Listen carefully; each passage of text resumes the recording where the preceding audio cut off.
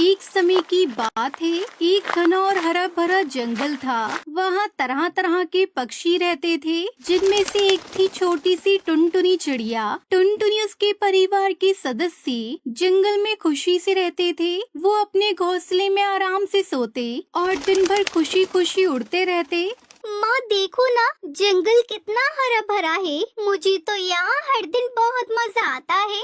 हाँ बेटा, ये जंगल सच में बहुत खूबसूरत है, लेकिन याद रखना, जंगल में कभी भी कुछ भी हो सकता है। हमें सतर्क रहना चाहिए। इसी बीच जंगल में अजीब सी हलचल होने लगी। आकाश में बादल घिरने लगे और हवा भी तेज हो गई। टुनटुनी उसके परिवार के पक्षियों को महसूस होने लगा कि कुछ बड़ा होने वाला है। माँ देखो, बादल कितने काले हो गए हैं। क्या बारिश होने वाली है? हाँ, लगता है मूसलाधार बारिश होगी। हमें तैयार रहना चाहिए बेटा। तभी जंगल में रहने वाले दूसरे पक्षी भी चिंता में आ गए थे। कोयल, बुलबुल और सुंदरी कौवी सब अपने अपने घोंसलों में इकट्ठे हो रहे थे। माँ देखो, आकाश में काले कितने बादल घिर आए हैं। कुछ तो गड़बड़ है। लगता है कुछ बड़ा होने वाला है। क्या आप भी महसूस कर रही हो? हाँ बेटा, लगता है बारिश हो सकती है। हमें जल्दी से कहीं सुरक्षित जगह पर पहुंचना चाहिए। माँ, मेरा घोंसला तो बहुत कमजोर है। क्या वो बारिश और हवाओं को सह पाएगा? मुझे डर लग रहा है कि सब कुछ बह जाएगा। डरो मत बेटा, घोंसला चाहे छोटा हो, लेकिन हमारी हिम्मत बड़ी होनी चाहिए। अगर हम सही समय पर अपने घर को सुरक्षित जगह पर ले जाएं, तो कोई परेशानी नहीं आएगी। टुनटुनी आकाश में बादल देखकर अपनी माँ से कहती है, माँ, अब तो सच में डर लगने लगा है। देखो, ये बादल कितने घने हो गए हैं। इस बारिश में हम क्या करेंगे?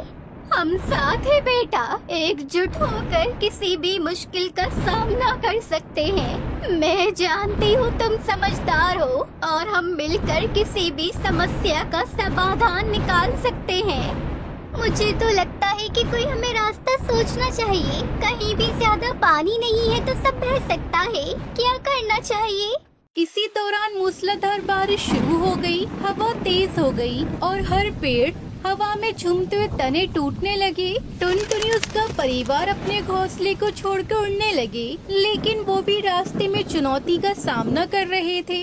माँ, हमें जल्दी से किसी सुरक्षित जगह पर जाना होगा। बारिश इतनी तेज हो गई है कि हम कहीं भी नहीं रुक सकते। क्या तुमने कभी इतनी बड़ी बारिश देखी है? ये सचमुच एक बड़ी समस्या है, लेकिन हमें घबराने की जरूरत नहीं है। याद रखना, अगर हम एक साथ हैं, तो कोई भी संकट हमें हरा नहीं सकता। माँ, तुम सही कहती हो। हमें एकजुट होकर काम करना होगा। देखो, जंगल में कई सारे पेड़ गिर चुके हैं और रास्ते में कीचड़ है, लेकिन हमें हिम्मत नहीं हारनी चाहिए। तभी टुनटुनी चिड़िया दूसरे पक्षियों से कहती है, सुनो पक्षियों, हम मिलकर एक नया घर बनाना होगा। हमारे घोंसले तो अब नहीं बच पाए, लेकिन हम सब मिलकर सुरक्षित जगह बना सकते हैं। हमें एकजुट होना होगा। तुम सच में बहुत समझदार हो टुनटुनी। हमें एक दूसरे का साथ देना होगा, तभी हम इस मुश्किल से बाहर निकल सकते हैं। मैं डर रही हूँ कि हमें कोई नया घर मिलेगा भी या नहीं। देखो, पेड़ तो सब गिर चुके हैं और आसपास की जमीन भी कीचड़ से भर गई है। क्या हमें कहीं और जाना होगा? तुम ठीक कह रही हो बेटा, ये बारिश तो हर तरफ तबाही ला रही है, लेकिन हमें उम्मीद नहीं छोड़नी चाहिए। याद रखो, जब तक हम साथ हैं, कोई भी संकट हमें हरा नहीं सकता। हम सब मिलकर एक नया घर बनाएंगे। माँ, आप हमेशा मुझे हिम्मत देती हो। हमें एक नया घर जरूर मिलेगा। हम सब मिलकर कोई जगह ढूंढेंगे जहाँ हम सुरक्षित रह सके। कुछ समय बाद टुनटुनी उसके परिवार ने एक जगह ढूंढ ली, जहाँ पेड़ थे और जमीन भी सूखी थी। सभी पक्षी वहाँ इकट्ठा हो गए और नए घर बनाने की योजना बनाने लगे। देखिए सब, ये जगह तो ठीक है। हम यहाँ अपने नए घर बना सकते हैं। थोड़ी मेहनत और थोड़ी सूझबूझ से हम सभी को एक सुरक्षित घर मिल सकता है। तुमने बिल्कुल सही कहा टुनटुनी, यही सही समय है नए घर बनाने का। हम सब मिलकर अपनी जिंदगी फिर से शुरू करेंगे। सभी पक्षियों को एक साथ मिलकर घर बनाने में मदद करनी होगी। हर किसी के पास कुछ न कुछ खास हुनर होता है। बुलबुल और कोयल की तरह मीठी आवाज वाले पक्षी शायद हमें नए घोंसले के लिए अच्छे बांस या लकड़ी की छड़ें जुटा सकते हैं। हाँ, और मैं तो पूरे जंगल में सबसे अच्छे घोंसले बनाने में माहिर हूँ। चलिए हम सब मिलकर एक मजबूत घर बनाएंगे। इसी तरह हम सबकी मदद से जंगल को फिर से हरा भरा खुशहाल बना देंगे। यही हमारी असली ताकत है, हमारी एकता और मेहनत। सभी पक्षी खुशी खुशी अपने घोंसले बनाने में जुट गए। टुनटुनी ने सबको उत्साहित किया और धीरे धीरे नए घर बनने लगे। माँ, तुमने कहा था ना हमें एक दूसरे का साथ देना चाहिए। देखो, हम सब मिलकर इस कठिन समय से बाहर निकल आए हैं। अब हमारे पास अपना घर है और ये सब हम सबकी मेहनत और एकता की वजह से हुआ है। बिल्कुल बेटा, ये जंगल हमेशा हमें नई उम्मीद और ताकत देता है। हम जब एक साथ होते हैं तो कोई भी तूफान हमें हरा नहीं सकता। अब जंगल में सब कुछ सामान्य हो गया था। टुनटुनी उसके परिवार के पक्षी खुशी से अपने नए घोंसले में रहते थे और बाकी पक्षी भी सुरक्षित थे। हमने सब मिलकर किया। अब हम सभी ने ये साबित कर दिया कि अगर हम एक दूसरे के साथ खड़े हो तो कोई भी मुश्किल हमें नहीं हटा सकती। जंगल ने हमें सिखाया कि साथ मिलकर हम किसी भी तूफान और बारिश को पार कर सकते हैं। अब जंगल में सब कुछ ठीक हो गया था और टुनटुनी उसके परिवार के पक्षी फिर से खुशी से अपने नए घर में रहने लगे। उन्होंने सीखा कि जीवन में कितनी भी मुसीबतें आए, अगर हम एक दूसरे का साथ दें तो हम हर मुश्किल को पार कर सकते हैं।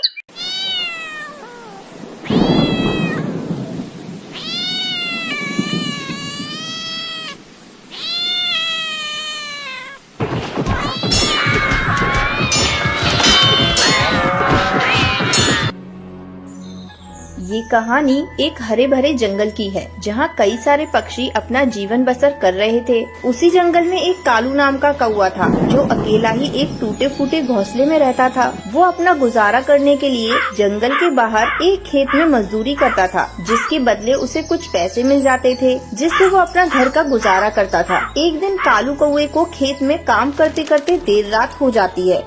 अरे, आज तो मुझे बहुत ज्यादा देर हो गई है। अंधेरा भी काफी ज्यादा हो गया है। अब मैं अकेला इतने अंधेरे में अपने घोंसले में कैसे जाऊं? इतने अंधेरे में तो मुझे रास्ता ही नहीं दिखेगा।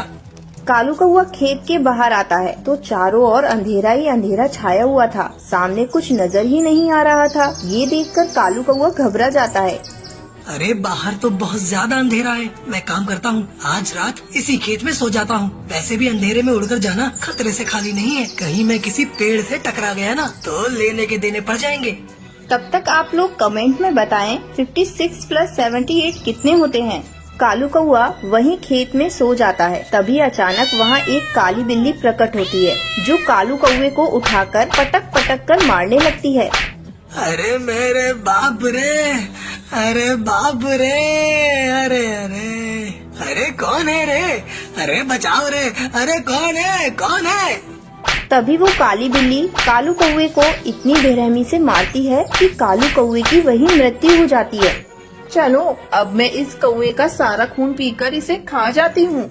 वो काली बिल्ली कालू कौवे का सारा खून पी जाती है और उसे खाकर वहाँ से जंगल में चली जाती है। देखते ही देखते 2 दिन गुजर जाते हैं। इधर जंगल में किसी को कालू कौवे की मौत की खबर भी नहीं थी। एक दिन रात के समय जंगल के एक चौराहे पर टुनटुनी चिड़िया और हरी तोता दोनों बैठकर आपस में बातें कर रहे थे। तभी उनके पास वो काली बिल्ली आती है, जिसे देखकर दोनों के होश उड़ जाते हैं। अरे बाप रे बाप! अरे ये तो एक काली बिल्ली है। अरे भागो यहाँ से! तभी वो काली बिल्ली उन दोनों को पकड़ लेती है। अरे, कहाँ भागे जा रहे हो दोनों? तुम दोनों तो मेरे शिकार हो। अरे अरे बचाओ रे, कोई हमें! अरे देखो, हमें इस काली बिल्ली ने पकड़ लिया है। अरे बचाओ! अरे बचाओ बचाओ रे बचाओ! तभी वो काली बिल्ली उन दोनों को उठाकर पटकने लगती है। बाप रे बाप, मेरी कमर! अरे छोड़ दे मुझे, छोड़ मुझे! अरे मेरी मुंडी! अरे बचाओ रे! तभी वहाँ एक बिल्लू बिल्ला आ जाता है और वो काली बिल्ली को ऐसा जोरदार धक्का मारता है कि काली बिल्ली वहीं दूर जाकर गिरती है। अरे कौन है रे? तेरी हिम्मत कैसे हुई इन पक्षियों को मारने की? तू है कौन और इस जंगल में कैसे आया? मैं बिल्लू बिल्ला हूँ। तुझे किसी पक्षी की जान नहीं लेने दूंगा। अगर तूने दोबारा इन पक्षियों को हाथ भी लगाया ना तो मैं तेरा सर्वनाश कर दूंगा।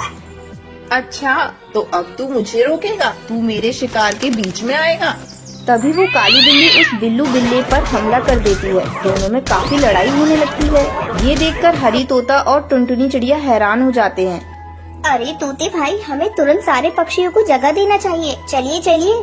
तभी हरी तोता और टुनटुनी चिड़िया चिल्लाकर सारे पक्षियों को वहाँ बुला लेते हैं और वो बिल्लू बिल्ला उस काली बिल्ली को मार मार कर पूरा लहूलुहान कर देता है। अरे देख क्या रहे हो साथियों? अरे फटाफट लकड़ियाँ जलाकर अपने हाथों में ले लो और इस काली बिल्ली को जला दो। जल्दी जल्दी सारे पक्षी अपने अपने हाथ में एक जलती हुई लकड़ी लेकर आते हैं। जंगलवासियों, अब आप सबको डरने की कोई आवश्यकता नहीं है। अब ये काली बिल्ली आप सबको कुछ नहीं करने वाली। मेरे होते हुए ये आप सबको कोई नुकसान नहीं पहुंचा सकती। टुनटुनी चिड़िया अपने हाथों में रखी वो जलती हुई लकड़ी उस काली बिल्ली के ऊपर फेंक देती है, जिसके बाद वो काली बिल्ली बुरी तरह से जलने लग जाती है। सभी पक्षी उस बिल्लू बिल्ला का शुक्र अदा करते हैं और फिर सभी पक्षी खुशी खुशी रहने लगते हैं।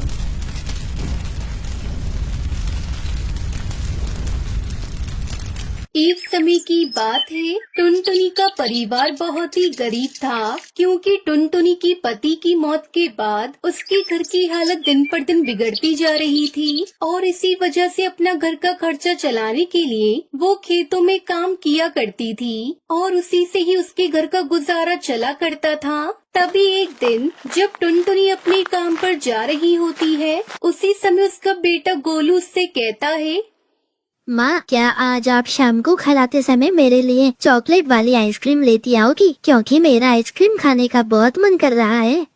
हाँ बेटा, आज मैं पक्का तुम्हारे लिए आइसक्रीम लेकर आऊंगी, क्योंकि आज मुझे काम पर से पैसे मिलेंगे ना, तो मैं तुम्हारे लिए तुम्हारी मनपसंद आइसक्रीम लेकर जरूर आऊंगी।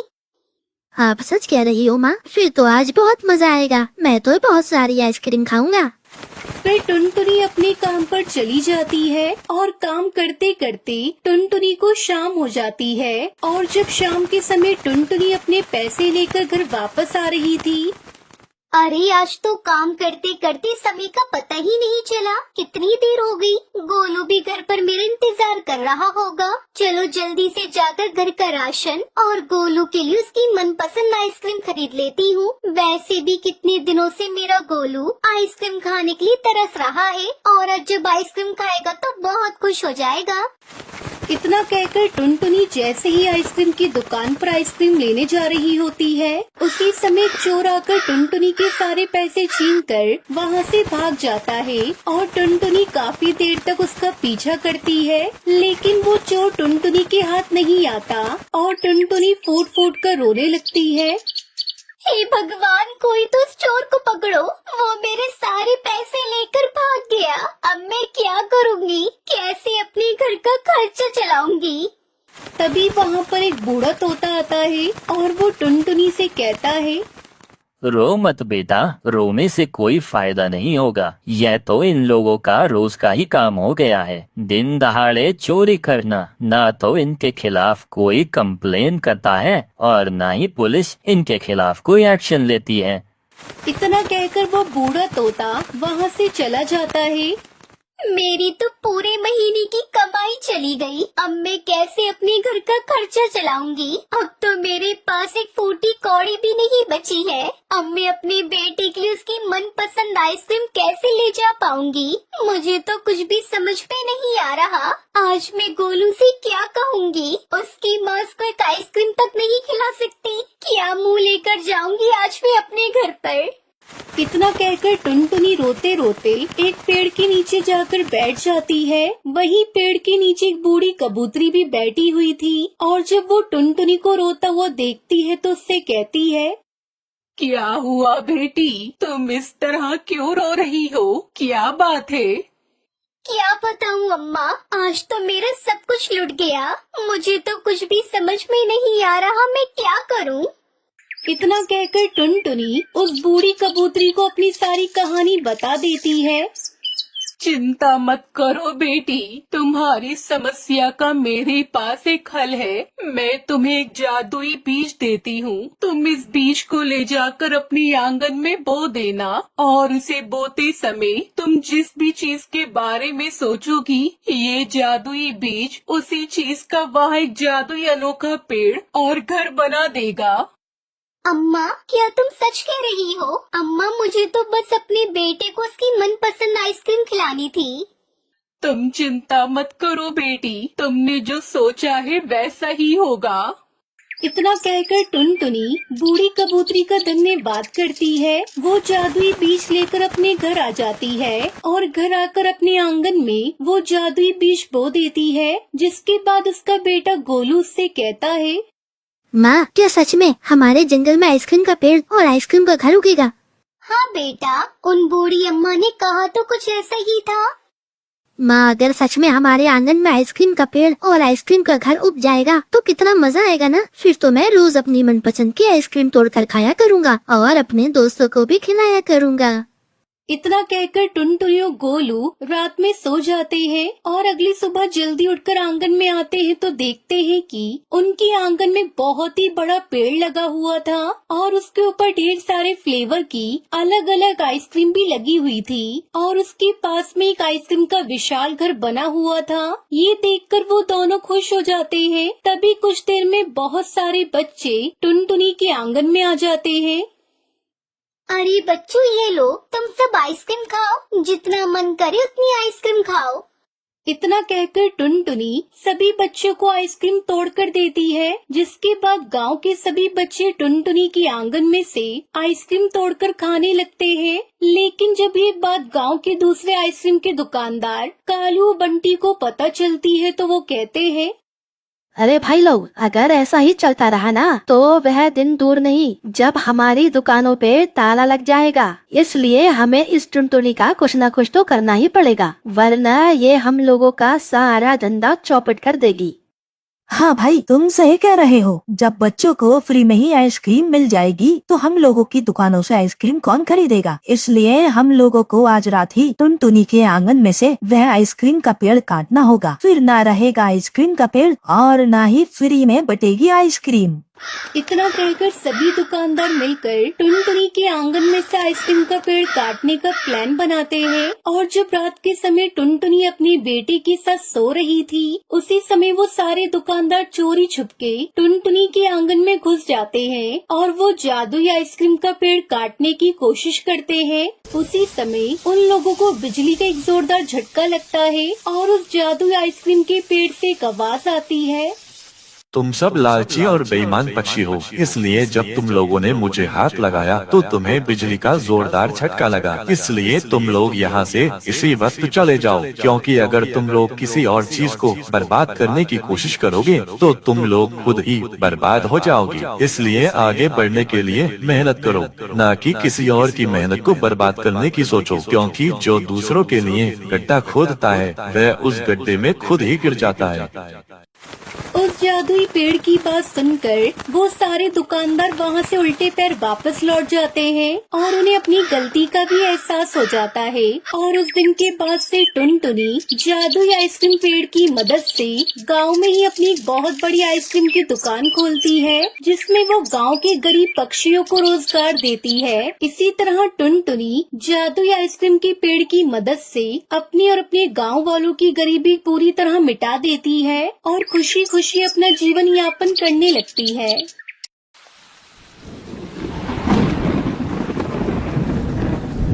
एक दिन टुनटुनी चिड़िया चील सेठ के पास काम मांगने आई होती है। अरे चिड़िया, मेरे खेत में काम करने वाले अभी बहुत पक्षी हैं, मुझे और पक्षी नहीं चाहिए। ठीक है चील सेठ, मैं कहीं और नौकरी ढूंढ लूंगी। उदास मन से टुनटुनी चिड़िया अपने घर जा रही थी, तभी टुनटुनी चिड़िया को रास्ते में एक तरबूज पड़ा हुआ दिखाई देता है। टुनटुनी चिड़िया उस तरबूज को उठाकर अपने घर की तरफ चली जाती है। टुनटुनी चिड़िया को तरबूज ले जाते हुए कालू कौवा देख लेता है। अरे यह तरबूज तो मैं उठाने वाला था, पर इस चालाक टुनटुनी चिड़िया ने उठा लिया। कालू कौवा थोड़े अमीर घर से था, इसलिए उसे बाकी के जंगल के सभी पक्षी अच्छे नहीं लगते थे। दूसरी तरफ टुनटुनी चिड़िया अपने घर पर तरबूज लेकर आती है। अरे वाह मम्मा, आप तो आज तरबूज लेकर आई हो, आज तो मजा ही आ जाएगा। हाँ चलो बेटा, अब फटाफट हम इस तरबूज को खा लेते हैं। अगले दिन हरी तोती टुनटुनी के पास आती है और टुनटुनी को कुछ पैसे देती है। अरे बहन, ये कुछ पैसे हैं जो मैंने तुम्हारे पति के मरने से पहले उनसे उधार लिए थे। वैसे तुम्हारा पति बहुत अच्छा था, सबकी मदद करता था। फिर टुनटुनी चिड़िया थोड़ी देर बाद दोबारा से जंगल में काम ढूंढने के लिए निकल जाती है। काम ढूंढते ढूंढते टुनटुनी चिड़िया बहुत ज्यादा थक जाती है, लेकिन उसे कोई भी काम नहीं मिलता। तभी एक पक्षी अपनी तरबूज की टैक्सी लेकर टुनटुनी चिड़िया के पास आता है। टुनटुनी चिड़िया, मैं दूसरे जंगल से आया हूँ, मुझे मजबूरी में यह टैक्सी बेचनी है। क्या तुम इसे खरीदोगी? पूरे 1000 में। मैं इस टैक्सी से अपना अच्छा धंधा खोल लूंगी। फिर टुनटुनी चिड़िया हरी तोती के दिए हुए पैसों से वो टैक्सी खरीद लेती है। फिर वो उल्लू टुनटुनी को चोरी की टैक्सी बेचकर वहाँ से चला जाता है। पर बेचारी टुनटुनी चिड़िया को क्या पता था कि वो टैक्सी चोरी की है। दूसरी तरफ चील सेठ काफी ज्यादा परेशान होता है, क्योंकि वो टैक्सी चील सेठ की थी। ना जाने किस दुष्ट पक्षी ने मेरी टैक्सी चोरी कर ली। दूसरी तरफ टुनटुनी चिड़िया जंगल के पक्षियों को अपनी टैक्सी में बिठाकर एक जंगल से दूसरे जंगल छोड़ा करती और रोज रात को अब टुनटुनी चिड़िया काफी ज्यादा अच्छा भोजन लेकर आती थी। अरे वाह, जिस दिन से मैंने टैक्सी चलाना शुरू किया है, जब से तो मानो हमारे दिन ही अच्छे हो गए हैं। बस अब मैंने सोच लिया है कि मैं इन पैसों से एक दिन एक घर खरीदूंगी, जिससे अगर किसी दिन बारिश आती है तो हमें कोई परेशानी ना हो। अब टुनटुनी चिड़िया रोज टैक्सी चलाती थी और उसके पास अच्छे पैसे आने लगे थे। अरे वाह टुनटुनी, मजा ही आ गया तुम्हारी टैक्सी में घूमकर तो। बहुत बहुत धन्यवाद सुंदरी कवि, इस टैक्सी को चलाने के बाद से तो मेरे दिन ही बदल गए हैं। टुनटुनी की बात सुनकर सुंदरी कवि वहाँ से चली जाती है। सारे पक्षी काम कर कर के आगे निकल जाएंगे और एक तुम हो जो पूरे दिन घर पर ही पड़े रहते हो। अरे क्या हो गया, तुम मुझ पर इतना गुस्सा क्यों कर रही हो? आपको पता भी है क्या, टुनटुनी ने एक टैक्सी खरीद ली है और उससे उसे बहुत ज्यादा मुनाफा भी होता है। काश वो टैक्सी हमारे पास होती तो आज हम भी बहुत सारे पैसे कमा रहे होते। अगर तुम्हारे पास पैसे हैं तो लाओ, मुझे दो, मैं टुनटुनी से जाकर अभी वो टैक्सी खरीद लेता हूँ। अजी पैसे ही तो नहीं है मेरे पास, वो होते तो मैं खुद ही खरीद लाती। सुनो, हम एक काम करते हैं, हम उसकी टैक्सी चुरा लेते हैं और उस टैक्सी पर हम दूसरा रंग कर देंगे। हाँ सुंदरी, तूने बिल्कुल सही कहा, रंग बदलते ही वह हमारी हो जाएगी। आज हम यही करते हैं, आज रात हम जाएंगे और उसकी टैक्सी चुरा लाएंगे। रात होने के बाद कालू कौवा सुंदरी कौवी दोनों टुनटुनी के घर के पास आते हैं। फिर वो टुनटुनी की टैक्सी चोरी करके वहाँ से चले जाते हैं। अगले दिन सुबह होते ही कालू कौवा उसके ऊपर दूसरा रंग कर देता है। दूसरी तरफ जब टुनटुनी उसके बच्चे को पता चलता है कि उनकी टैक्सी चोरी हो गई है, तो वो बहुत ज्यादा परेशान हो जाते हैं। मम्मी, अब हम क्या करेंगे? हमारी टैक्सी तो चोरी हो गई। कोई बात नहीं बेटा, मैंने उस टैक्सी से इतना मुनाफा कर लिया था कि मैं अब एक नया काम शुरू कर सकती हूँ। फिर टुनटुनी चिड़िया अगले दिन ही एक सब्जियों की दुकान खोल लेती है और अब कालू कौवा टुनटुनी चिड़िया की टैक्सी से पैसे कमा रहा था। अरे देखो आज मैंने कितने पैसे कमा लिए। हाँ कालू जी, ऐसे ही हर रोज पैसे कमाते रहो, बस किसी को पता न चले, वरना महाराज हमें बहुत कड़ी सजा देंगे। अगले दिन चील सेठ कालू कौवे के पास आता है। अरे कालू भाई, जरा मुझे दूसरे जंगल छोड़ दो अपनी टैक्सी में। हाँ चील सेठ बैठिए, मैं आपको अभी दूसरे जंगल छोड़ देता हूँ। कालू भाई, मेरी टैक्सी भी ऐसी ही थी, न जाने किस कमबख्त ने मेरी टैक्सी चुरा ली। रास्ते में जाते जाते थोड़ा मौसम खराब हो जाता है और जंगल में तेज बारिश शुरू हो जाती है। बारिश के पानी की वजह से कालू कौवे ने उसकी टैक्सी पर जो रंग किया था वो उतरने लगा था और थोड़ी ही देर के बाद कालू कौवा चील सेठ को दूसरे जंगल में ले आता है। तभी चील सेठ की नजर उसकी टैक्सी पर जाती है, क्योंकि अब उस टैक्सी से पूरी तरह से रंग उतर चुका था। अरे ये टैक्सी तो मेरी है, पर थोड़ी देर पहले तो इस पर दूसरा रंग चढ़ा हुआ था। अब समझ आया, मुझे कालू कौवा तुमने मेरी टैक्सी चोरी करके उसके ऊपर दूसरा रंग कर दिया ताकि मुझे पता ना चले। अरे नहीं नहीं चील सेठ, ये टैक्सी आपकी कैसे हो सकती है? ये टैक्सी तो मेरी है। मैं तुम्हें अब छोड़ूंगा नहीं कालू कौवे। फिर चील कालू कौवे को महाराज के पास ले जाता है। तोता महाराज, यह कालू कौवा एक चोर है। इसने मेरी टैक्सी चुराई थी और उस पर अलग कलर कर दिया। फिर तोता महाराज कालू कौवे को एक बंदी बना लेते हैं। इस तरह कालू कौवे को टैक्सी चोरी करने की सजा मिल जाती है। अब चील सेठ और टुनटुनी दोनों खुश थे। अब सब हंसी खुशी से रहने लगते हैं। मुंबई के जंगल में टुनटुनी चिड़िया अपने पति कालू कौवे और बूढ़े सास ससुर के साथ रहती थी। कालू हर साल अपने खेत में भिंडी की खेती किया करता था, जिससे उसकी अच्छी आमदनी हो जाती थी। एक दिन वो अपनी लहराती फसल को देखकर बहुत खुश हो रहा था। इस बार मेरे खेत में कितनी हरियाली है। अब बस कुछ ही हफ्तों की देरी है जब मेरी भिंडी की फसल पककर तैयार हो जाएगी। इस बार मैं भिंडी बेचकर सारे कर्ज चुका दूंगा और कुछ पैसे अगली फसल के लिए भी बचा कर रखूंगा, ताकि उस लालची कड़कनाथ से मुझे कर्ज न लेना पड़े। टुनटुनी बहू, भोजन हो गया हो तो ला मेरी बेटी के लिए, वरना ये फिर किसी काम में लग जाएगा। अभी लाती हूँ माँ जी। टुनटुनी भोजन लाकर अपने पति को देती है। अरे बहू, जरा इसका ध्यान रखा कर, देख तो सूख कर कांटा हो गया है। मैं क्या करूँ माँ जी, दिन रात इन्हें समझाती रहती हूँ कि खान पान का ध्यान रखो, पर नहीं, इन्हें तो बस फसल की चिंता सताती है कि सही सलामत फसल मंडी तक पहुँच जाए। तब तक आप लोग कमेंट में बताएं 20 डिवाइडेड बाई 4 कितने होते हैं। इस तरह कुछ दिन बीत गए।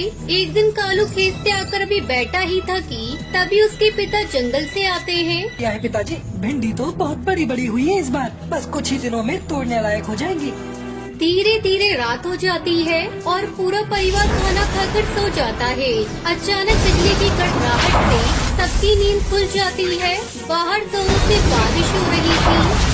पिताजी, अब क्या होगा? इतनी तेज बारिश में हमारी भिंडी की फसल बर्बाद हो जाएगी। मैं खेत पर जाता हूँ। अरे बेटा, तू बेकार में जा रहा है। तेरे पिताजी ने पानी निकालने का रास्ता बना दिया है। बारिश का पानी निकल जाएगा, तू चिंता मत कर। नहीं माँ, मुझे जाना ही होगा। तो ठीक है, आप पिताजी को भी साथ लेकर जाइए, मैं आपको अकेले नहीं जाने दूंगी। कालू अपने पिता के साथ खेत पर चला जाता है। सारी रात बीत जाती है, पर दोनों घर नहीं लौटते। अगली सुबह उन्हें देखने के लिए टुनटुनी और सुंदरी खेत पर जाती है, पर वहाँ का नजारा देखकर टुनटुनी दहाड़े मारकर रोने लगती है। हे भगवान, ये क्या हो गया? अब मैं किसके सहारे जीऊंगी? हे प्रभु, ये आपने क्या किया? मेरा घर उजाड़ कर रख दिया। खेत के बीचों बीच दोनों बाप बेटे मरे पड़े थे। उन पर आकाशीय बिजली गिर गई थी। समय गुजरने लगता है। सदमे से टुनटुनी की सास की भी मौत हो जाती है। टुनटुनी अब बेसहारा हो चुकी थी। घर में रखा सारा अनाज खत्म हो चुका था। एक दिन वो पहाड़ पर बैठी अपनी किस्मत पर आंसू बहा रही थी। तभी वहाँ एक बाबा बाज आता है। क्या बात है बेटा, तुम इस तरह इन पहाड़ों पर बैठकर क्यों रो रही हो? मुझे अपनी समस्या बताओ, शायद मैं तुम्हारी कुछ मदद कर सकूं। टुनटुनी चिड़िया रोते रोते बाबा बास को अपनी सारी बात बताती है। बिटिया, तुम्हारी दुख भरी कहानी सुनकर मुझे बहुत दुख हुआ। ये लो, ये आइसक्रीम के चमत्कारी बीज हैं। इन्हें ले जाकर खेत में बिखेर दो और आइसक्रीम की खेती शुरू करो। भगवान तुम्हारा भला करेगा। इस तरह टुनटुनी चिड़िया अपने दुखों को भुलाकर उस बाबा के द्वारा दिए हुए जादू आइसक्रीम के बीज से अपने खेत में आइसक्रीम की खेती करके अपनी जिंदगी खुशी खुशी गुजारने लगती है। काले कौवे, तुम अपनी चालाकियों से टुनटुनी चिड़िया का जीवन बर्बाद नहीं कर सकते। तुम क्या कर सकती हो परी? तुम उसे कोई और घर नहीं दे सकती। ये चूड़ी का घर मेरा होगा। तुम्हें जो चाहिए था वह तुम्हें मिल चुका है। टुनटुनी चिड़िया को तकलीफ देने की कोशिश करने के बजाय तुम्हें अपनी जिंदगी सुधारनी चाहिए। एक बार की बात है, एक छोटे से जंगल के पास एक घना जंगल था। उस जंगल में बहुत से पक्षी रहते थे, लेकिन उनकी जिंदगी बड़ी ही कठिन थी। उनमें से एक टुनटुनी चिड़िया थी। वो गरीब चिड़िया थी, जिसके पास ना तो कोई घर था और ना ही आराम करने के लिए कोई जगह। वो दिन भर इधर उधर घूमती रहती और अनाज की खोज में मेहनत करती रहती। काश मुझे भी कोई अच्छा सा घर मिल जाए, जहाँ मैं शांति से बेफिक्र होकर रह सकूं। मैं कब तक ऐसे दर बदर फिरती रहूंगी। लेकिन उसकी ख्वाहिश पूरी नहीं होती थी। वो भूखी प्यासी बहुत सी बार पेड़ों के नीचे बैठी रहती और भगवान से यही प्रार्थना करती कि किसी तरह उसकी जिंदगी बेहतर हो जाए। एक दिन टुनटुनी चिड़िया बहुत थकी हुई जंगल के एक पुराने पेड़ के नीचे बैठी थी। अचानक एक चमकती हुई रोशनी ने उसे चौंका दिया। वो घबराकर इधर उधर देखने लगी। तभी सामने एक परी प्रकट हुई। वो परी बहुत सुंदर थी। उसके पंख चमक रहे थे और उसकी आंखों में एक रहस्यमयी चमक थी। टुनटुनी, तुम इतनी परेशान क्यों हो? आप कौन है और आप मुझे कैसे जानती है? मैं एक जादुई परी हूँ और मैं तुम्हारी परेशानियों को देख रही थी। तुम बहुत मेहनती हो, लेकिन तुम्हारी जिंदगी में कोई खुशियाँ नहीं है। टुनटुनी ने सर झुकाकर कहा, हाँ परी बहन, मैं बहुत गरीब हूँ। मेरे पास कुछ भी नहीं है। मेरे पास सर छुपाने के लिए घर भी नहीं है। तुम्हारी मेहनत और ईमानदारी देखकर मुझे तुम्हारी मदद करनी चाहिए। मैं तुम्हें एक जादुई चूड़ी घर दूंगी। यह घर तुम्हें सभी सुख सुविधाएं देगा। इस घर में तुम बिना किसी परेशानी के रह सकती हो। सच? क्या ये सच है परी बहन? हाँ, ये सच है। जब तुम अपने घर का दरवाजा खोलोगी तो तुम्हारे पास हर चीज होगी। तुम्हारा घर सुंदर होगा और तुम आराम से रह सकोगी। धन्यवाद परी, आपने तो मेरी जिंदगी ही बदल दी। बस ध्यान रखना टुनटुनी, जादुई चूड़ी का घर तुम्हारे लिए है, लेकिन तुम्हें उसे अच्छे तरीके से इस्तेमाल करना होगा। फिर परी ने अपनी जादुई छड़ी घुमाई और एक सुंदर चूड़ी का घर टुनटुनी के सामने प्रकट हो गया। टुनटुनी चिड़िया ने देखा कि वो घर एक छोटी सी झोपड़ी से भी बहुत सुंदर और आरामदायक था। उसका दिल खुशी से भर गया। टुनटुनी चिड़िया अब अपने जादुई चूड़ी घर में रहने लगी। घर के अंदर हर तरह की सुविधा थी, यहाँ तक कि बाहर का मौसम भी हमेशा अच्छा रहता था। टुनटुनी चिड़िया खुश थी, लेकिन उसका मन कभी कभी शंका से घिर जाता। क्या ऐसा सच में कभी होगा कि कोई इस चूड़ी घर को चुराने की कोशिश करेगा? उसकी सोच के ठीक बाद अचानक जंगल में काला कौवा आकर बैठा। वो कौवा काले रंग का था और उसकी आंखों में गहरी शरारत थी। तुमने ये जादुई चूड़ी का घर कहाँ से पाया टुनटुनी? ऐसा घर तो केवल राजकुमारों और राजकुमारियों के पास होता है। ये मेरा घर है काले कौवे, और ये मुझे परी ने दिया है। मैं इसे किसी को भी छीनने नहीं दूंगी। ये मेरा चूड़ी का घर है। तुम्हारी बातों से तो लगता है कि तुम बहुत खुश हो, लेकिन क्या तुम जानती हो कि ये घर एक दिन तुम्हें दुखी कर देगा? तुम क्या कह रहे हो काले कौवे? ये घर मुझे खुशी देता है। इस घर में मैं बिना किसी परेशानी के रहती हूँ। देखो, तुम्हें कोई ना कोई दिन ऐसा आएगा जब तुम्हारा घर तुम्हें परेशानी में डाल देगा, और मैं यहाँ हूँ तुमसे ये घर छीनने के लिए।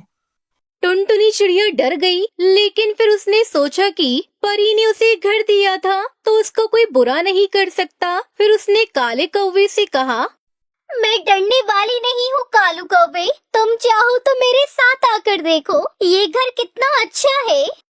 ठीक है, देखता हूँ मैं तुम्हारा घर कितना अच्छा है।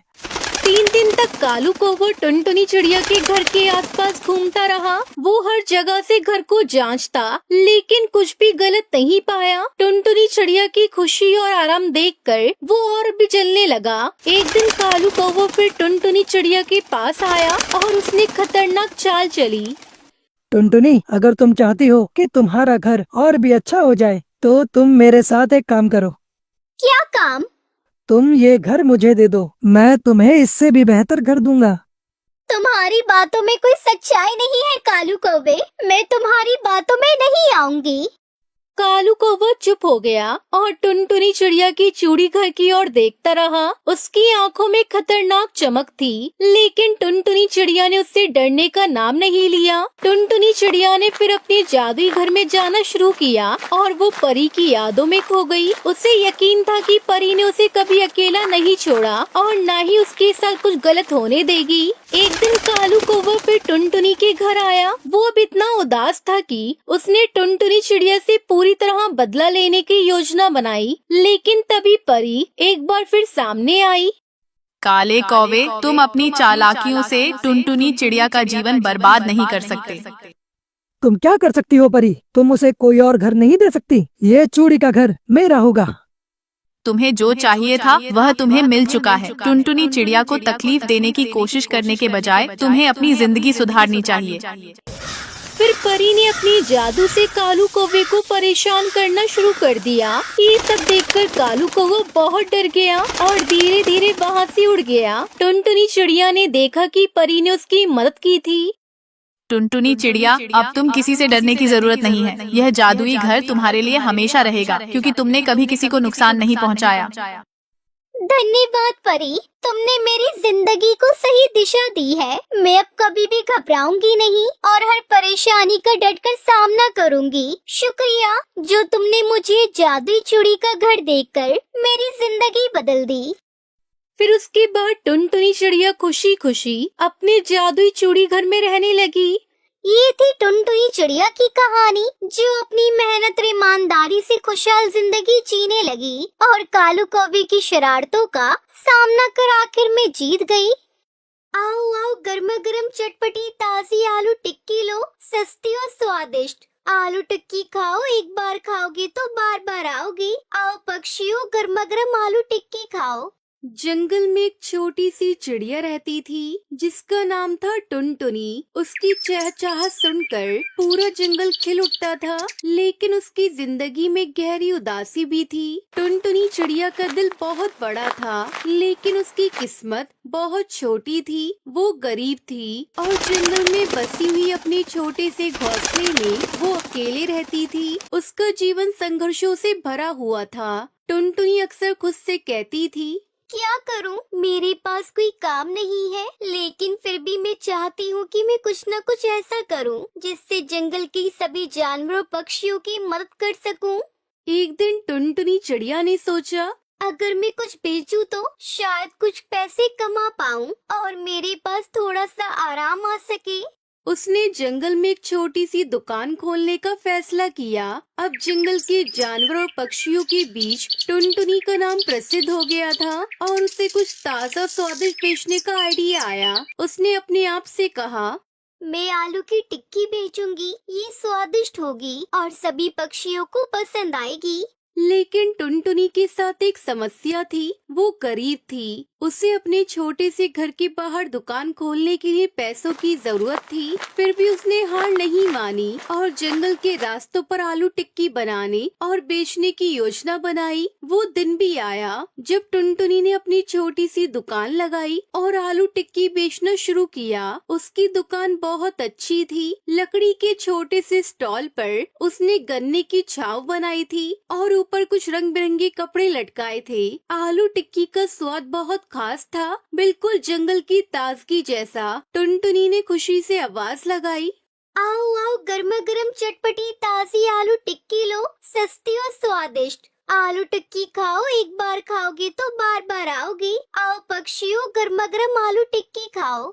जल्दी जंगल के कई जानवर और पक्षी उसके पास आने लगी। खरगोश, बंदर, हिरन और सभी पक्षी टुनटुनी चिड़िया की आलू टिक्की का स्वाद का मजा लेने आए। लेकिन इस खुशी में काले बादल की तरह कालू कौवा भी था। कालू कौवा जंगल का सबसे शरारती और आलसी पक्षी था। उसे किसी की खुशी देखी नहीं जाती थी। वो अक्सर किसी न किसी का मजाक उड़ाने या परेशान करने का तरीका ढूंढता रहता था। कालू कौवा एक दिन जंगल में उड़ते हुए बोला, क्या ये टुनटुनी चिड़िया अपनी टिक्की बेचने आई है? क्या बकवास है टुनटुनी, तुम कितनी मूर्ख हो बेचने के लिए आलू टिक्की। तुम जैसी चिड़िया तो जंगल में क्या काम करेगी। टुनटुनी डरते हुए बोली, तुम ऐसा क्यों कहती हो कालू? मैं तो बस जंगल के जानवरों पक्षियों को खुश करने की कोशिश कर रही हूँ। मैं जानती हूँ कि मेरे हालात खराब है, लेकिन मैं कड़ी मेहनत करके कुछ भी कर सकती हूँ। कालू हंसी उड़ाते हुए बोला, तुम कड़ी मेहनत, तुम तो बस आलू टिक्की बना सकती हो और कुछ नहीं। ये जंगल तुम्हारे जैसे छोटे से चिड़िया के लिए नहीं है। तुम्हें अपनी औकात समझनी चाहिए। टुनटुनी ने कुछ नहीं कहा, लेकिन उसके दिल में गहरी पीड़ा थी। फिर भी उसने हार नहीं मानी। वो रोज अपनी टिक्की बनाने और बेचने में लगी रहती, क्योंकि उसे अपनी उम्मीदों को जिंदा रखना था। एक दिन जब टुनटुनी अपनी दुकान पर बैठी थी, कालू कौवा फिर से आया। वो उड़ा और टुनटुनी के पास आकर बोला, तुम अपनी टिक्की बेचने से क्या कर पाओगी? टुनटुनी, क्या तुम समझती हो कि तुम सबको खुश कर सकोगी? टुनटुनी चिड़िया ने मुस्कुराते हुए जवाब दिया, शायद तुम सही हो कालू। मैं नहीं जानती कि मैं किसे खुश कर सकती हूँ, लेकिन मैं अपने दिल से हर एक टिक्की बनाती हूँ। मैं जानती हूँ कि छोटा काम भी बड़ा असर डाल सकता है। कालू ने गहरी हंसी हंसते हुए कहा, चलो चलो, देखता हूँ तुम्हारी इस छोटी सी दुकान में कितनी टिक्की बिकती है। हालांकि सबके बावजूद टुनटुनी चिड़िया की दुकान का चलन बढ़ता ही गया। जंगल के सभी जानवर और पक्षी उसकी आलू टिक्की का स्वाद लेने आने लगे। धीरे धीरे वो जंगल में सबसे प्यारी और मेहनती चिड़िया बन गई। उसके छोटे से काम ने सबको ये सिखाया कि मेहनत और ईमानदारी से किया गया हर काम सम्मान के योग्य होता है। लेकिन कालू कौवे का दिल जलने लगा। वो अपनी शरारतें बंद नहीं कर पाया और उसने एक दिन टुनटुनी चिड़िया के स्टॉल के पास एक और चाल चली। कालू ने जंगल के सभी पक्षियों को इकट्ठा किया। देखो देखो, ये टुनटुनी चिड़िया जो तुम्हें आलू टिक्की दे रही है, वो आलू कहाँ से लाई है? क्या तुम जानते हो कि वो आलू टिक्की कितनी गंदगी से बनी होगी? क्या तुम इसे खाकर बीमार नहीं पड़ सकते? ये सुनकर सभी जानवर और पक्षी चौंक गए। कुछ डर गए और कुछ परेशान हो गए और कुछ ने टुनटुनी चिड़िया को शक की नजरों से देखना शुरू कर दिया। टुनटुनी ने डरते हुए पूछा, तुम ऐसा क्यों कहते हो कालू? कालू, क्या तुम सच में मेरे बारे में ऐसा सोचते हो? कालू हंसी के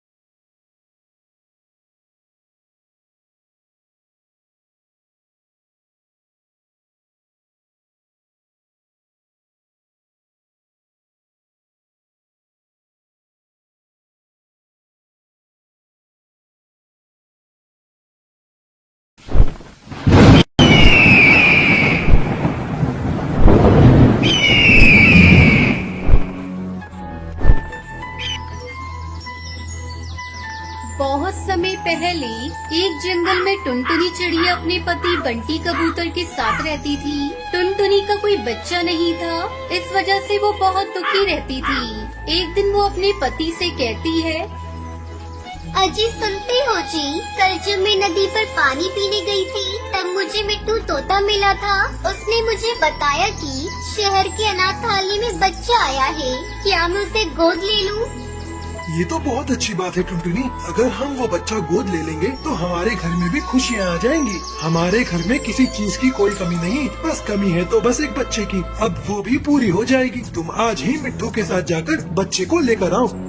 ठीक है जी, मैं अभी जाती हूँ। तुम घर का ध्यान रखना, मैं शहर जाकर बच्चे को लेकर आती हूँ। तब तक आप लोग कमेंट में बताएं 10 into 10 कितने होते हैं। ऐसा कहकर टुनटुनी मिट्टू के पास जाने लगी। तभी रास्ते में उसे सुंदरी कौवी मिलती है।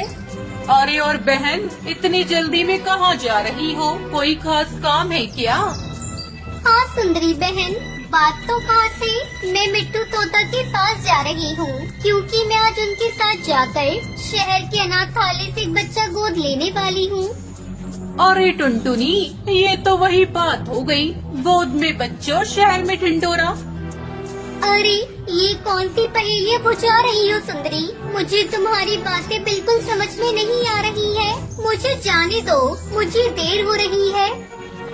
अरे पगली, तुमने मेरे कहने का मतलब नहीं समझा। मेरा मतलब है मैंने 2 अंडे दिए हैं और 2 अंडों का मैं ठीक से देखभाल नहीं कर पा रही हूँ, तो 1 अंडा तुम ले लो। ये तुम क्या कह रही हो सुंदरी? भला एक माँ कैसे अपने अंडे को किसी और को दे सकती है? टुनटुनी, मैं अपना अंडा तुम्हें ऐसे थोड़ी ना दूंगी। मैं अपना 1 अंडा 200 रुपए में तुम्हें बेचूंगी। अगर तुम्हें लेना है तो मेरा 1 अंडा तुम खरीद लो, नहीं तो मैं किसी और को अपना 1 अंडा बेच दूंगी। इस तरह सुंदरी अपने एक अंडे को 200 रुपए में बेच देती है। समय गुजरने लगता है और अंडे से कौवी बाहर आती है।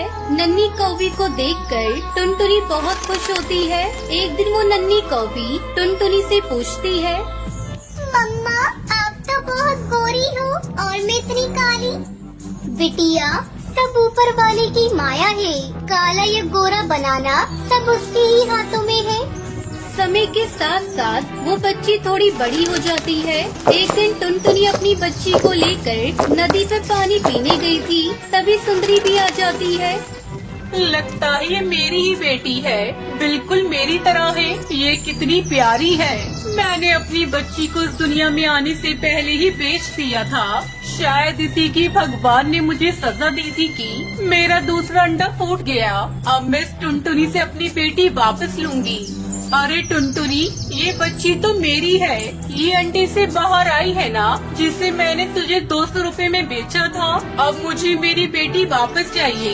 ये ले तू अपने 200 रुपए और मेरी बेटी मुझे वापस कर दे। ये तुम क्या कह रही हो सुंदरी? ये बच्ची मेरी है। मैं अपनी बच्ची को बहुत प्यार करती हूँ। इसके बगैर मैं मर जाऊंगी। तुम चले जाओ यहाँ से। मैं तुम्हें अपनी बच्ची नहीं दूंगी। अपनी माँ टुनटुनी को रोते देखकर वो नन्ही बच्ची भी बहुत दुखी होती है क्योंकि उसने अपनी माँ को कभी रोते हुए नहीं देखा था। आंटी, आप जो कोई भी हो, यहाँ से चली जाओ। आपने मेरी मम्मा को रुलाया है। मैं आपके साथ कहीं नहीं जाऊंगी। मैं अपनी मम्मा के साथ रहूंगी। इतना सुनते ही सुंदरी को भी शर्म से पानी पानी हो जाती है और वहाँ से चली जाती है और अपने किए पर बहुत पछताती है। दूसरी तरफ टुनटुनी अपनी बेटी के साथ घर लौट आती है और खुशी खुशी अपनी बेटी को पालने लगती है। गांव के पास एक घना जंगल था। उसमें हर तरह के सभी पक्षी रहते थे। ये जंगल सभी पक्षियों के लिए एक सुरक्षित घर था। इस जंगल में टुनटुनी नाम की छोटी सी चिड़िया रहती थी। वो बहुत मेहनती थी और अपनी बेटी के साथ जंगल में रहती थी। टुनटुनी अपनी लस्सी बेचने का काम करती थी, जो सभी पक्षियों को बहुत पसंद आती थी। टुनटुनी चिड़िया लस्सी के प्यालों को पंखों में लिए मुस्कुराती हुई बोलती है, आओ आओ, ताजगी से भरी लस्सी। गर्मी के मौसम में ठंडक से भरी लस्सी पी लो। पक्षियों और मेरे छोटे बड़े दोस्तों, आप सबके लिए लस्सी तैयार है। आओ आओ, ताजगी से भरी लस्सी पी लो और गर्मी से राहत पाओ। आज की लस्सी है बिल्कुल ताजगी से भरी, जैसे ताजे फूलों में बसी हो। टुनटुनी की लस्सी जंगल के हर पक्षी को बहुत पसंद आती थी। सब पक्षी टुनटुनी की मेहनत की तारीफ करते थे और उसकी लस्सी के स्वाद का आनंद लेते थे। वाह टुनटुनी, तुम्हारी लस्सी तो जैसे दिल को ठंडक देती है। बस मोर भाई, राज कुछ नहीं है, बस ताजगी और प्रेम से बनी है। जैसे तुम सारा दिन अपना नृत्य कला से सबका मन बहलाते हो, वैसे ही मैं इस लस्सी को बनाती हूँ अपने दिल से। एक दिन कालू कौवे ने टुनटुनी के खिलाफ साजिश रचने की सोची। कालू कौवा हमेशा चालाकी और दूसरों को नीचे दिखाने की कोशिश करता था। वो ये देखना चाहता था कि क्या टुनटुनी अपनी मेहनत से किसी तरह सफल हो सकती है या क्या वो दूसरों की मदद से अपना नाम बना रही है। टुनटुनी की लस्सी इतनी लोकप्रिय क्यों हो रही है? शायद यह कुछ गड़बड़ है। मुझे इसे साबित करना चाहिए कि वह केवल चालाकी से अपना नाम कमा रही है। मैं एक ऐसी साजिश रचूंगा कि सबको लगेगा कि टुनटुनी धोखा दे रही है। तुम्हारा मतलब क्या है काले कौवे? तुम उसके खिलाफ क्यों जा रहे हो? टुनटुनी तो एक बहुत मेहनती चिड़िया है। उसकी लस्सी हर किसी को पसंद आती है। वह जो भी हो, लेकिन मैं उसे नुकसान पहुंचाने के लिए तैयार हूँ। उसकी लस्सी में मैं कुछ जहर मिला दूंगा और फिर देखूंगा वह खुद को कैसे साबित करती है। मुझे यकीन है अब सब उसकी सच्चाई जानेंगे। कालू कौवे ने अपनी चालाकी से टुनटुनी चिड़िया की लस्सी में जहर मिला दिया। वो जानता था कि अगर कोई पक्षी उसकी लस्सी पीता है तो सबके गलों में जलन होगी और टुनटुनी को शर्मिंदगी का सामना करना पड़ेगा। आओ पक्षियों आओ, सभी प्यारे प्यारे दोस्त लस्सी पी लो, गर्मी से राहत पाओ और फिर से ताजगी महसूस करो। आगे आगे तोता, फिर मोर और बाकी पक्षी टुनटुनी से लस्सी लेने आए। सबने लस्सी पीनी शुरू की। कुछ समय बाद एक एक करके पक्षी गला दबाकर खांसने लगे। अरे ये क्या हो रहा है? मुझे तो बहुत जलन महसूस हो रही है। लगता है कुछ गलत हुआ है। हाँ, मुझे भी गले में कुछ अजीब सा महसूस हो रहा है। लगता है ये लस्सी में कुछ मिलाया गया है। क्या हुआ तुम सबको? तुम सब ठीक तो हो ना? मैंने तो थोड़ी ही देर पहले लस्सी बनाई थी। क्या तुम सभी को भी जलन हो रही है? टुनटुनी, मुझे तो अब लगता है कि लस्सी में कुछ गलत है। सबको जलन हो रही है। क्या? नहीं, ऐसा नहीं हो सकता। मैंने तो खुद साफ सुथरी लस्सी बनाई थी। इसमें कोई गड़बड़ नहीं हो सकती। टुनटुनी चिड़िया को समझ में आ गया कि कहीं न कहीं कुछ गड़बड़ जरूर हुई है। तभी कालू कौवा वहाँ आता है और उसकी मुस्कान से लगने लगता है कि कुछ न कुछ तो जरूर है। टुनटुनी, तुम्हारी लस्सी में तो कुछ गड़बड़ है। अब तुम्हें क्या कहना है? क्या कह रहे हो तुम कालू कौवे? मैंने तो किसी के लिए गलत काम नहीं किया। तुम ही हो जिसने मेरी लस्सी में कुछ मिलाया है ना? क्या? मुझे कुछ नहीं पता। तुम्हारी लस्सी में गड़बड़ी तो मुझे भी नजर आ रही है। तुम अपने काम की सफाई कैसे दे सकोगी? कालू कौवे, तुमने जो किया है वो छुपने वाला नहीं है। मैं जानती हूँ कि तुम ही मेरी लस्सी में जहर मिलाकर मुझे नुकसान पहुँचाना चाहते हो। मैं जानती हूँ कि तुम ही इस साजिश के पीछे हो। क्या तुम सच कह रही हो टुनटुनी? क्या काले कौवे ने वाकई तुम्हारी लस्सी में जहर मिलाया? हाँ तोते भाई, ये कालू कौवा ही है जिसने मेरी मेहनत को बर्बाद करने के लिए ये साजिश रची है। मुझे बिल्कुल बर्दाश्त नहीं होगा। काले कौवे, तुमने हमारी दोस्ती के साथ खिलवाड़ किया है। अब तुम्हें इसका खामियाजा भुगतना होगा। अरे नहीं, मुझे माफ करो। मैं अब ऐसा कभी नहीं करूँगा। ये ठीक नहीं है कालू कौवे। तुमने मेरी मेहनत को खराब करने के लिए ये किया, लेकिन अब तुमसे सहन नहीं किया जाएगा। मुझे उम्मीद है कि अब तुम कभी ऐसा नहीं करोगे। टुनटुनी ने सभी पक्षियों से कहा कि वो कालू कौवे के खिलाफ आवाज उठाए और उसे जंगल से बाहर कर दे। सभी पक्षी एकजुट हो गए। कालू कौवे को उसकी साजिश का सामना करना पड़ा और वो भाग खड़ा हुआ। तुमने हम सबका विश्वास जीता है टुनटुनी। हम सब जानते थे कि तुम कोई धोखाधड़ी नहीं कर सकती। तुम सचमुच हमारी बहन जैसी हो। तुमने सबको दिखा दिया कि तुम्हारी मेहनत और सच्चाई का कोई मुकाबला नहीं कर सकता। तुमने काले कौवे को हारने पर मजबूर कर दिया। धन्यवाद मेरे प्यारे दोस्तों। आज से मुझे यकीन है कि सच्चाई हमेशा जीतती है। अगर हम सब एकजुट हो तो कोई भी बुरी ताकत हमें परेशान नहीं कर सकती। मेरे लिए हर दिन नई उम्मीद और मेहनत की शुरुआत होती है। मैं जानती हूँ कि अगर हमारी नीयत साफ हो तो कोई भी बुराई हमें हरा नहीं सकती। अब टुनटुनी चिड़िया की लस्सी फिर से सबको पसंद आने लगी और वो खुशी खुशी अपने काम में लगी रही। जंगल में सभी पक्षी खुश थे और उनकी एकता ने दिखा दिया कि सच्चाई हमेशा विजय प्राप्त करती है। सुबह सुबह का समय था। हरे भरे जंगल में रानो चिड़िया अपने घोंसले में अपने बच्चों के साथ खेल रही थी। उसका पति टुन्नू चिड़ा पास के पेड़ की टहनी पर बैठा हुआ था। तभी रानो चिड़िया अपने पति से कहती है, टुन्नू जी देखो, हमारे बच्चे कितने प्यारे हैं। मैं कभी भी इन्हें किसी मुसीबत में नहीं पड़ने दूंगी। हाँ रानो, लेकिन हमें हमेशा सतर्क रहना होगा। सुना है कोई जादुई काला इच्छाधारी नाग छोटे चूजों को पकड़कर अपनी गुफा में कैद कर लेता है। रानो, तुम बच्चों का ख्याल रखना। मैं भोजन लेने जा रहा हूँ। और फिर टुन्नू चिड़ा भोजन लेने के लिए बाहर चला जाता है। तभी वह जादुई इच्छाधारी नाग मौका देखकर मासूम बच्चों को पकड़कर अपनी गुफा में ले जाने के लिए उनके पास आ जाता है। नन्ही चिड़ियों, तुम्हारे लिए मेरा ये जंगल सुरक्षित नहीं है। तुम्हारे नन्हे नन्हे बच्चे अब मेरा भोजन बनेंगे। इतना सुनकर रानो चिड़िया बहुत ज्यादा घबरा जाती है। वह घबराकर उससे कहती है, नहीं नहीं, मेरे बच्चों को छोड़ दो, मुझ पर कृपा करो। दया? नहीं नहीं, मैं किसी पर दया नहीं करता। तुम नन्ही चिड़िया हो, तुम्हारी हिम्मत भी कैसे हुई मुझसे अपने बच्चों को मांगने की? इस जंगल में केवल बलवान का राज होता है और मैं इस जंगल का सबसे ज्यादा खतरनाक शिकारी हूँ। मेरी फुफकार से जंगल के बड़े बड़े जानवर कांप उठते हैं और तुम सोचती हो कि तुम मुझे रोक लोगी। चिड़िया, ये जंगल कानून से नहीं बल्कि शक्ति से चलता है और मेरी शक्ति के आगे तुम कुछ भी नहीं हो। और फिर वह काला नाग अपनी पूंछ से रानो चिड़िया को धक्का दे देता है और उसके बच्चों को अपने फनों में लपेटकर वहाँ से उड़ जाता है। बेचारी रानो चिड़िया तो बस उसे देखती ही रह जाती है। थोड़ी देर बाद टुन्नू चिड़ा भी भोजन लेकर घर लौट आता है। तभी रानो चिड़िया टुन्नू को सारी बातें बताती है। टुन्नू जी, वो बच्चा, हमारे बच्चों को वो इच्छाधारी नाग ले गया है टुन्नू जी। टुन्नू जी, हमारे बच्चों को बचा लो टुन्नू जी। टुन्नू चिड़ा बहुत ज्यादा हिम्मत जुटाकर उस गुफा की ओर जाता है जहाँ पर काले नाग ने उसके बच्चों को कैद किया हुआ था। काले नाग, मेरे बच्चों को छोड़ दो, मैं उन्हें लेने आया हूँ और जब तक मेरे अंदर सांस बाकी है मैं अपने बच्चों को बचाने की पूरी कोशिश करूँगा। टुन्नू, तू कुछ भी नहीं कर पाएगा। आज मैं पहले तुझे ही अपना शिकार बनाऊंगा। टुन्नू पिता अपने बच्चों के लिए किसी भी हद तक जा सकता था, चाहे सामने कितनी भी बड़ी मुसीबत क्यों ना हो। मैं जानता हूँ कि तुम ताकतवर हो, लेकिन मेरा प्रेम, मेरी जिम्मेदारी और मेरे बच्चों के लिए मेरी हिम्मत तुमसे भी बहुत बड़ी है। अब चाहे मेरी जान ही क्यों ना चली जाए, लेकिन मैं अपने बच्चों को तुम्हारे इस जहरीले जबड़े में कभी नहीं जाने दूंगा। मैं कहता हूँ छोड़ दो मेरे बच्चों को, वरना इस छोटे से चिड़े का हौसला तुम्हारी शक्ति पर बहुत भारी पड़ेगा।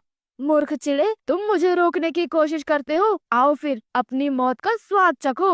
और फिर वह बड़ा सा काला नाग अपनी पूंछ से टुन्नू चिड़े को जोर से झटका देता है। टुन्नू चिड़ा दर्द से कर्राने लगता है, लेकिन वह हार नहीं मानता। मेरे बच्चों को बचा लो। एक आखिरी झटके में काला नाग टुन्नू चिड़े को जोर से पटक देता है और वह बेहोश होकर गिर जाता है और टुन्नू चिड़े की सांसें धीरे धीरे थम जाती हैं। रानो चिड़िया को जब अपने पति की मौत का पता चलता है तो वह क्रोध और दुख से भर जाती है। उसकी आंखों में आंसू हैं, लेकिन वह हार मानने के लिए तैयार नहीं होती। काले नाग, तुमने मेरे पति को मारा है, अब मैं तुम्हें चैन से जीने नहीं दूंगी। और फिर रानो चिड़िया खुद को संभालती है और एक योजना बनाती है। वह जंगल के अन्य पक्षियों से मदद मांगती है और फिर रानो चिड़िया कालू कौवे के पास जाती है और घबराते हुए कालू कौवे से कहती है, कालू भैया, मेरे बच्चे गायब हो गए हैं। काला नाग उन्हें अपनी गुफा में ले गया है, मुझे उनकी मदद करनी होगी।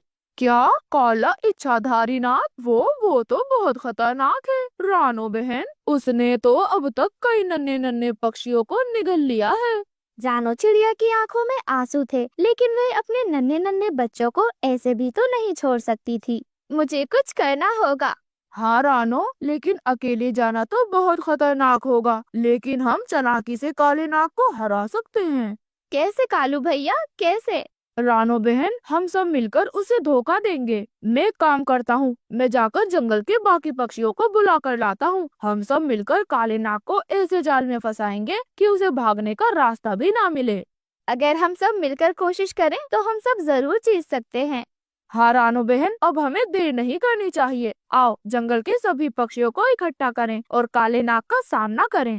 और फिर इसके बाद कालू कौवा और रानो चिड़िया जंगल के बाकी पक्षियों के साथ मिलकर कालू कौवे की गुफा की छत पर बैठ जाते हैं। जब काला नाग सो जाता है तो वह लोग बड़ी बड़ी चट्टानों को गिराना शुरू कर देते हैं।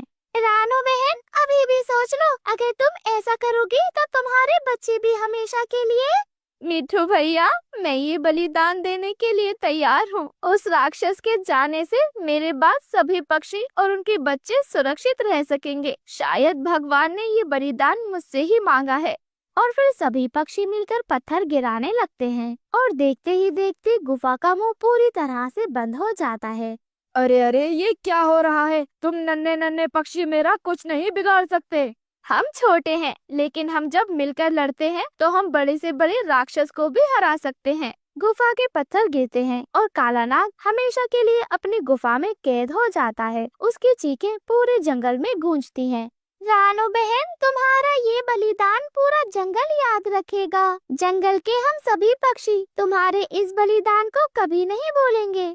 और फिर रानो चिड़िया बहुत ज्यादा रोती है। वह इतना रोती है कि रोते रोते वे वहीं अपना दम तोड़ देती है। और फिर जंगल के सभी पक्षी बहुत ज्यादा उदास थे। वह उसे उसी गुफा के पास मिट्टी में दफना देते हैं। और फिर जंगल के सभी पक्षी रानो चिड़िया के परिवार की याद में एक सुंदर सा पेड़ लगाते हैं, जहाँ हर साल सभी पक्षी इकट्ठा होकर उन्हें याद करते हैं। दोस्तों, इस कहानी से हमें सीख मिलती है कि हिम्मत, साहस और एकता से बड़ी मुसीबत का सामना किया जा सकता है। प्यार और बलिदान कभी व्यर्थ नहीं जाते।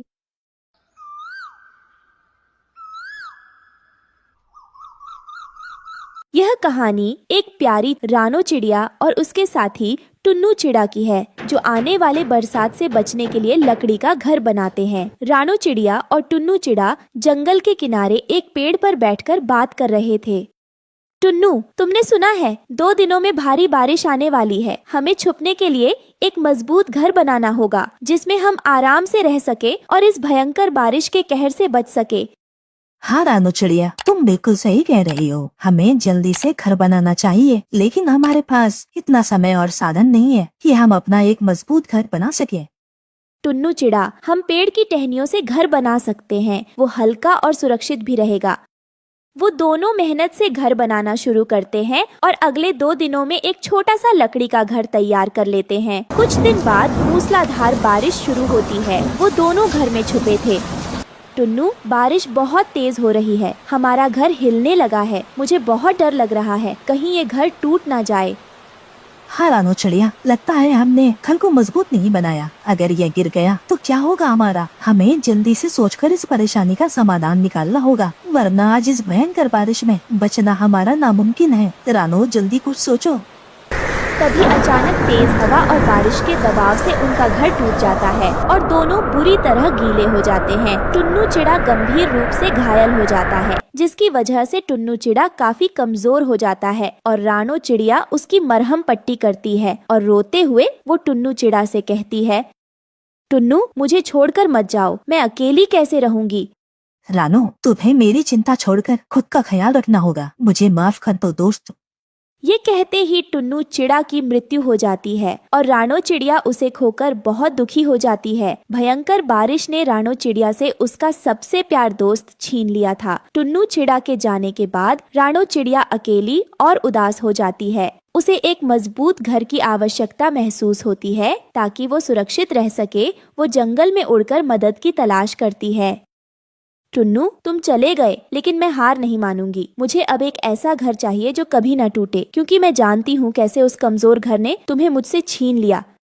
रानो चिड़िया की उड़ान उसे जंगल के बीचों बीच एक अजीबोगरीब पेड़ के पास ले जाती है, जो सेबों से लदा हुआ था और उसकी शाखाएं सुनहरी चमक बिखेर रही थी। रानो चिड़िया पेड़ को देखती है और आश्चर्यचकित होती है। ये कैसा पेड़ है? इसकी शाखाएं तो जादुई लग रही हैं। तभी पेड़ से एक आवाज आती है जो रानो चिड़िया को अपनी ओर बुला रही थी। वो प्यारी चिड़िया, जो इतनी उदास हो, मैं तुम्हारी मदद कर सकता हूँ। बताओ मुझे तुम्हारी क्या परेशानी है? क्या तुम बोल सकते हो? हाँ, मैं एक जादुई सेब का पेड़ हूँ, जिसने भी सच्चे दिल से मुझसे मदद मांगी है। मैंने उसे हमेशा आसरा दिया है। मेरा साथी टुन्नू अब नहीं रहा। हमारा घर भी बारिश में टूट गया। मुझे समझ नहीं आ रहा कि अब मैं कहाँ जाऊँ। चिंता मत करो रानो, मैं तुम्हें एक ऐसा घर दूंगा जो कभी नहीं टूटेगा। ये मेरी जादुई सेबों में से एक सेब का घर होगा। इसे जहाँ भी रखोगी ये तुम्हारे साथ रहेगा और तुम्हें सुरक्षित रखेगा। जादुई पेड़ एक सुनहरा सेब रानो चिड़िया को देता है, जो अचानक एक छोटा सा सुंदर सेब का घर बन जाता है। ये तो शानदार है। धन्यवाद जादुई पेड़। अब मैं कहीं भी इस घर को ले जा सकती हूँ और सुरक्षित रह सकती हूँ। कुछ दिनों बाद रानो चिड़िया अपने नए जादुई सेब के घर में खुशहाल जीवन जीने लगती है, लेकिन तभी बिल्लू बिल्ला को इसकी खबर लग जाती है। तो रानो चिड़िया ने अब एक नया घर बना लिया है। इस बार मैं इस जादुई घर को भी नष्ट कर दूंगा और रानो को अपना शिकार बनाऊंगा। बिल्लू बिल्ला रानो चिड़िया के घर के पास छिपकर इंतजार करने लगता है। रानो चिड़िया को बिल्लू बिल्ला की चाल का अंदाजा हो जाता है। वो जादुई सेब के पेड़ की बात याद करती है। मेरा जादुई घर बिल्लू बिल्ला से मुझे सुरक्षित रखेगा। जैसे ही बिल्लू बिल्ला रानो चिड़िया पर हमला करने की कोशिश करता है, जादुई घर की दीवारें एक मजबूत कवच बन जाती हैं। बिल्लू बिल्ला बार बार हमला करने की कोशिश करता है, लेकिन घर उसे दूर फेंक देता है। ये क्या हो रहा है? ये घर तो मेरे हर किसी वार को झेल रहा है। बिल्लू बिल्ला, यह कोई साधारण घर नहीं है, ये मेरा जादुई सेब का घर है। अब तुम मुझे कभी नहीं पकड़ सकते। ये जादुई सेब का घर मुझे हर परेशानी से बचाएगा। बिल्लू बिल्ला हार मानकर वहाँ से भाग जाता है। रानो चिड़िया अब अपने जादुई सेब घर में निडर और सुरक्षित रहती है। वो समझ जाती है कि जीवन में अच्छाई और विश्वास से ही कठिनाइयों पर विजय पाई जा सकती है। धन्यवाद जादुई सेब के पेड़। अब मैं सुरक्षित हूँ और खुश हूँ। ये सब तुम्हारी वजह से हो पाया है। मैं तुम्हारा ये एहसान कभी नहीं चुका पाऊंगी, लेकिन मैं वादा करती हूँ जब कभी तुम्हें मेरी मदद की जरूरत होगी तो मैं तुम्हारा साथ दूंगी। ये सुनकर जादुई सेब का पेड़ बहुत खुश होता है। अब रानो चिड़िया खुशी खुशी अपने जादुई सेब घर में रहने लगती है। इस कहानी से यह सीख मिलती है कि सच्चा दिल और विश्वास कभी हारता नहीं। विपरीत परिस्थितियों में हिम्मत और अच्छाई हमेशा हमारी रक्षा करती है। माँ, हमें भूख लगी है, कुछ खाने को दो ना। मेरी गुड़िया, थोड़ी देर और सहन करो। मैं कोशिश करती हूँ कि कहीं से कुछ दाना मिल जाए। माँ, कल भी तो खाली पेट सो गए थे, क्या आज भी ऐसा ही होगा? रानो चिड़िया की आंखों में आंसू आ जाते हैं। वो खुद से बड़बड़ाती है, हे अल्लाह, मैं कैसी माँ हूँ, अपने बच्चों का पेट तक नहीं भर सकती। क्या कोई चमत्कार होगा मेरे बच्चों की भूख मिटा सके? रानो चिड़िया परेशान होकर अपने घोंसले से बाहर उड़ती है। वो पास के पेड़ों पर दाना ढूंढ रही थी। सुनो दोस्तों, जब तक मैं अपने बच्चों के लिए खाना ढूंढ रही हूँ, तब तक आप इस वीडियो को लाइक और इस चैनल को सब्सक्राइब कर दो। एक चमकदार रोशनी के साथ एक जादुई बकरी प्रकट होती है। बकरी के शरीर से सुनहरी किरणें निकल रही थी। रानो चिड़िया रुको। रानो चिड़िया चौंक कर नीचे उतरती है। कौन हो तुम और इतनी चमक क्यों रही हो? मैं एक जादुई बकरी हूँ। मुझे तुम्हारी परेशानी का पता चला। मैं तुम्हारी मदद करने आई हूँ। रानो चिड़िया अविश्वास भरी नजरों से बकरी को देखती है। लेकिन आप मेरी कैसे मदद करेंगी? मेरे पास तो तुम्हें देने के लिए कुछ भी नहीं है। मुझे कुछ नहीं चाहिए, बस जब भी तुम्हें खाने की जरूरत हो मुझे बकरी माता दान दो कहकर बुला लेना। मैं तुम्हारे और तुम्हारे बच्चों के लिए खाना ला दूंगी। रानो चिड़िया की आंखों से आंसू बहने लगते हैं। बकरी माता, आप सच में मेरी मदद करेंगी? आप नहीं जानती, मेरे बच्चों ने कई दिनों से पेट भर खाना नहीं खाया। हाँ रानो, लेकिन याद रखना, इस मदद का इस्तेमाल सिर्फ जरूरत के लिए करना, लालच करना ठीक नहीं। रानो चिड़िया सिर झुकाकर कहती है, मैं कसम खाती हूँ बकरी माता, मैं कभी लालच नहीं करूँगी। आपका यह उपकार जिंदगी भर याद रखूंगी। रानो चिड़िया अपने घोंसले में वापस लौटती है। बच्चे अब भी भूखे हैं। वह बकरी माता को याद करती है। बकरी माता, दाना दो। जादुई बकरी प्रकट होती है। वो अपने सींग से एक रोशनी निकालती है। लो रानो चिड़िया, अब तुम्हारे बच्चों का पेट भर जाएगा। बच्चे खुश होकर खाना खाने लगते हैं।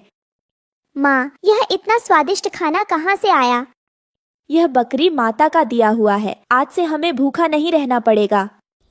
अगले दिन कालू कौवा उड़ता हुआ रानो के घोंसले के पास आता है। वह देखता है कि रानो और उसके बच्चे खूब दाना खा रहे हैं। अरे वाह, ये मैं क्या देख रहा हूँ? मुझे तो अपनी आंखों पर विश्वास नहीं हो रहा। गरीब रानो चिड़िया के पास इतना सारा खाना, ये तो किसी चमत्कार से कम नहीं। पर ये चमत्कार हुआ कैसे, ये मुझे जानना होगा। रानो उसे देखकर डर जाती है। कालू भैया, आप यहाँ क्यों आए? अरे मैं तो बस यही देखने आया हूँ कि गरीब चिड़िया के घोंसले में दावत कैसे हो रही है। जरा ये राज तो बताओ मुझे भी। रानो झूठ नहीं बोल पाती। वो बकरी माता के बारे में कालू कौवे को बता देती है। ओहो, तो ये सब उस जादुई बकरी का कमाल है। अच्छा, ये बकरी अब मेरी होगी और उसके जादू से मिलने वाले हर चीज पर हक मेरा होगा। रात का समय कालू चुपचाप रानो के घोंसले के पास आता है। वह बकरी को चुराने की योजना बनाता है। जैसे ही बकरी दाना लेने आएगी, मैं उसे पकड़ लूंगा और फिर मेरे पास हमेशा के लिए खाना रहेगा। मजे आ जाएंगे मेरे तो। अगली सुबह रानो फिर से बकरी माता को बुलाती है। जैसे ही बकरी प्रकट होती है, कालू कौवा उस पर झपट पड़ता है। अब तू मेरी हुई बकरी, मैं तुझे जंगल के कोने में ले जाकर छिपा दूंगा, जहाँ तुझे मेरे अलावा कोई नहीं ढूंढ पाएगा। बकरी शांत रहती है। वह अपनी जादुई शक्ति का इस्तेमाल करती है। कालू कौवे, तुमने बहुत बड़ी गलती की है। जो दूसरों का बुरा करता है उसका बुरा होता है। बकरी अपने सींग से एक तेज रोशनी निकालती है। कालू कौवा एक पिंजरे में कैद हो जाता है। मुझे माफ कर दो। अब मैं कभी किसी को परेशान नहीं करूँगा। मुझे बाहर निकालो। मुझे छोड़ दो। याद रखना, लालच और दूसरों का नुकसान करने वालों का यही हाल होता है। अगर तुमने फिर से ऐसी हरकत की तो अगली बार जंगल से बाहर फेंक दूंगी। कालू कौवा डर के मारे भाग जाता है। रानो और उसके बच्चे बकरी माता को धन्यवाद देते हैं। बकरी माता, आपने हमें कालू से बचा लिया। मैं आपकी यह कृपा कभी नहीं भूलूंगी। रानो, हमेशा याद रखना, ईमानदारी और मेहनत का रास्ता ही सबसे अच्छा है। जरूरत के लिए मदद मांगो, लेकिन लालच कभी मत करो। रानो और उसके बच्चे खुश होकर घोंसले में रहने लगते हैं। उनकी जिंदगी में कभी भूख नहीं आती और इस तरह रानो चिड़िया और उसके बच्चों को सच्चे दिल से मांगी गई दुआ का फल मिला। जादुई बकरी ने उनकी जिंदगी खुशहाल बना